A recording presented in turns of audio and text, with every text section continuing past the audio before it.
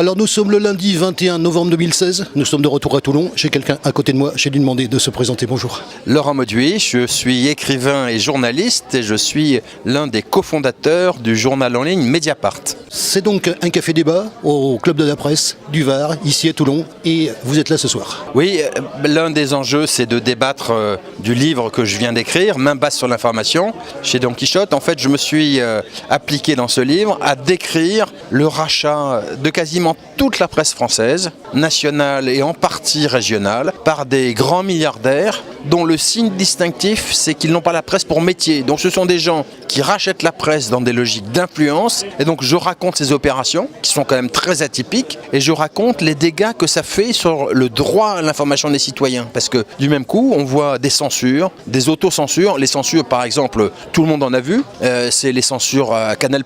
On arrête les guignols, on censure un documentaire sur les systèmes d'évasion fiscale du Crédit Mutuel, ou alors on violente les rédactions, c'est ce qu'on a vu ces dernières semaines à iTélé, où on oblige une rédaction de manière totalement indigne à travailler avec Morandini, qui a été mis en examen pour corruption aggravée de mineurs. Donc ce sont des manquements très graves au principe de notre métier, l'éthique de la presse, mais c'est plus grave que ça. C'est une mise en cause d'un des droits fondamentaux des citoyens, qui est le droit à l'information. Donc c'est ça que j'essaie d'expliquer à la veille d'une élection présidentielle. En fait, c'est un livre pour essayer de sonner le tocsin auprès des citoyens. Attention, il n'y a pas de vraie démocratie sans des citoyens éclairés. Et pour que les citoyens soient éclairés, il faut une presse libre et indépendante, ce qui n'est pas le cas en France. Il y a une expression qu'on connaît en tant que journaliste, vous et moi, c'est liberté de la presse. On est en principe libre de faire notre métier et de le faire de la manière dont on a envie de le faire.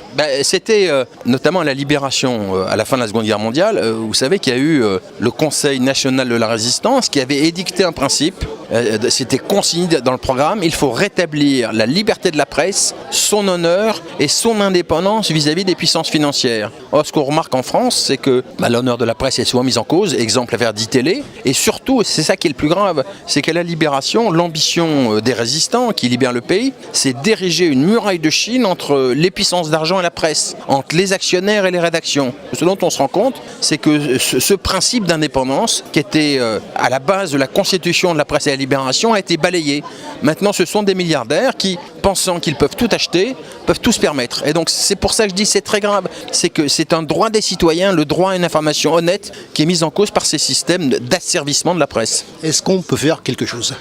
Ah oui, on peut faire. Et on peut faire deux choses en résumé. On peut d'abord limiter ces abus, les empêcher. Je prends juste un exemple. Si les rédactions avaient des droits moraux qui leur permettent de voter leur directeur ou même de le révoquer en fonction de l'honnêteté de l'information. Ce qui s'est passé à ITélé n'existe pas. On pourrait également prendre des mesures anti-concentration, empêcher qu'il y ait la constitution d'immenses empires comme ceux que l'on voit autour de Bolloré, de Niel, de Drahi. Et puis surtout, on pourrait aussi prendre des mesures pour aider à l'émergence d'une presse neuve, nouvelle, indépendante.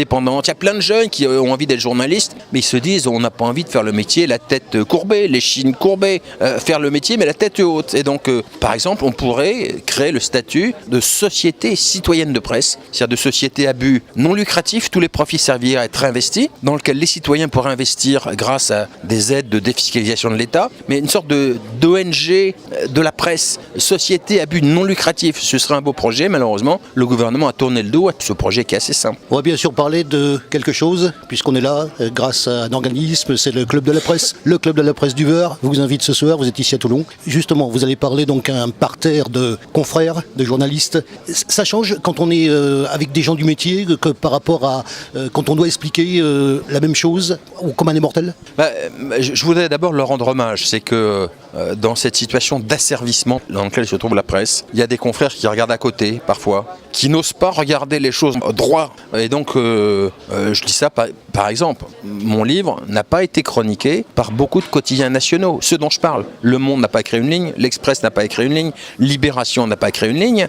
En revanche, je suis bien accueilli par pas mal de confrères en région. Et je trouve que c'est assez courageux parce que c'est pas facile de parler de soi-même, de notre profession et de ses dérives. Mais je pense que chez les citoyens, il y a un discrédit qui pèse sur la presse, il y a un discrédit qui pèse sur les journalistes. Et je pense que la seule façon de refonder une presse libre, c'est aussi de regarder ça en face. Comment redonner confiance aux citoyens. Et donc je pense que c'est assez courageux de la part du Club de la Presse du Var qui m'invite d'accepter d'ouvrir un débat de cette nature-là, y compris regard critique sur nous-mêmes. C'est comme ça qu'on reconstruira une presse indépendante.